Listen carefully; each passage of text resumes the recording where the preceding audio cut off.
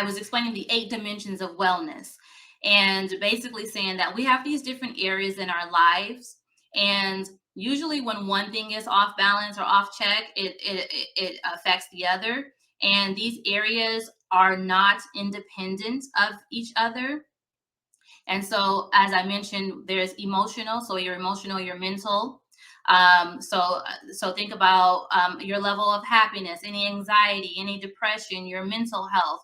So that's emotional wellness. Your physical wellness, occupational, your job. Are you satisfied, or are you pursuing something else, or is this something that you want to pursue that you're putting off that maybe you should start pursuing? Intellectual wellness. And this could be something as simple as reading a book, going out to museums and exploring or learning, or your personal growth, your personal development. Are you satisfied with that? And are your needs being met in that area?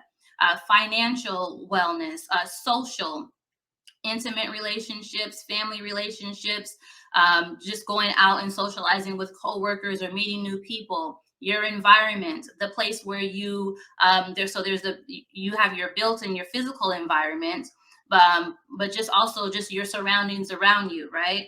And then there's your spiritual wellness. Are you feeding that? I know a lot of times we talk lately, it's been a trend to talk a lot about our mental wellness.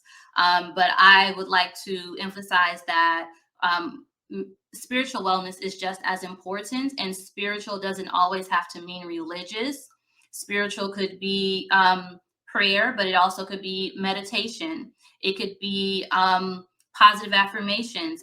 Spiritual means that you're feeding yourself, you're feeding your spirit. And in my opinion, I think that the spiritual is the foundation for the emotional and for all the other areas. But as I mentioned earlier, these are not independent upon each other. One area affects the other. And so not everything is going to be on, actually, I wouldn't even use the word balance, because I don't think there's a such thing as balance. But sometimes there's other areas in our life